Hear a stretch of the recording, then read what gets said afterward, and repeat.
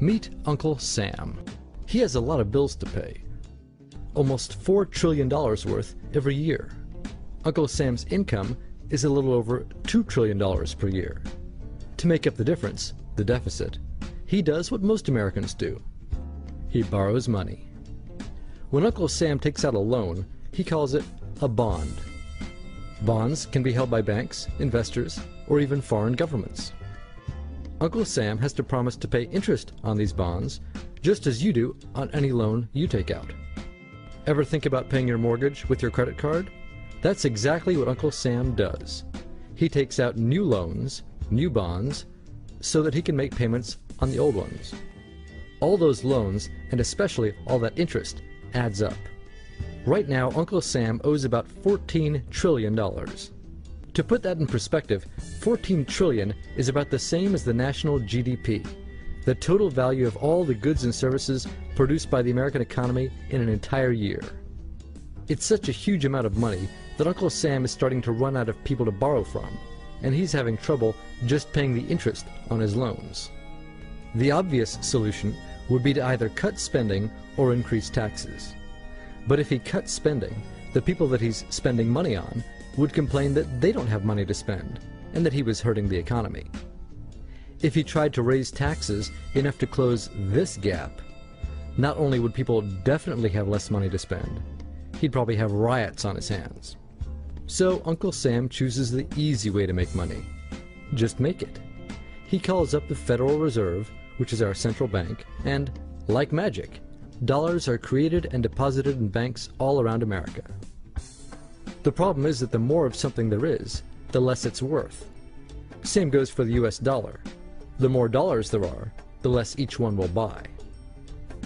That's why commodities like gasoline, food, and gold become more expensive when Uncle Sam does his money-making magic. The commodities aren't really worth more.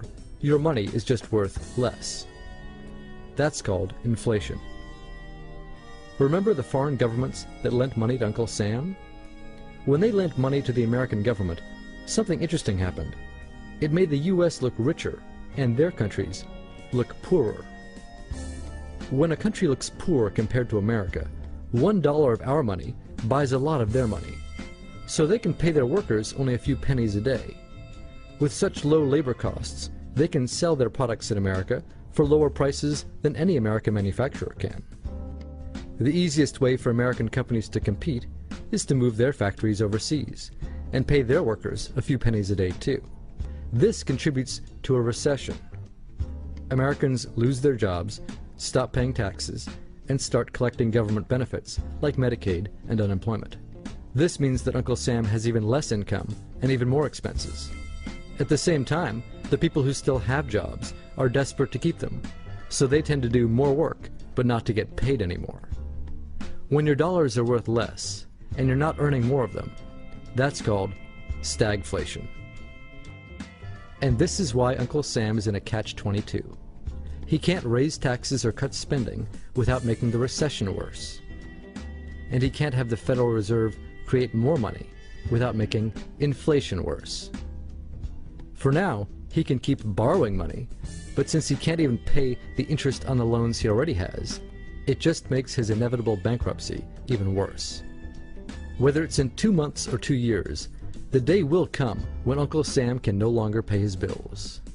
When that happens, the banks, investors, and foreign governments who are counting on that money won't be able to pay their bills. You see, just like Uncle Sam, governments, banks, and corporations don't actually have much money. Mostly, all they have is debt to each other. If one link in the debt chain stops paying, defaults, the whole thing falls apart. If investors can't pay their bills, corporations won't be able to pay their employees.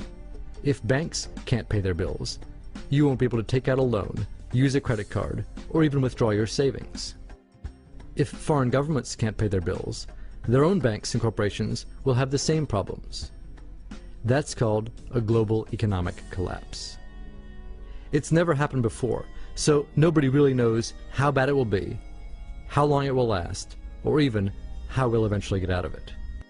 The house of cards has already been built. There's no painless way to dismantle it now. All we can do is to educate each other about what's actually going on, and to prepare for what may be very extraordinary circumstances.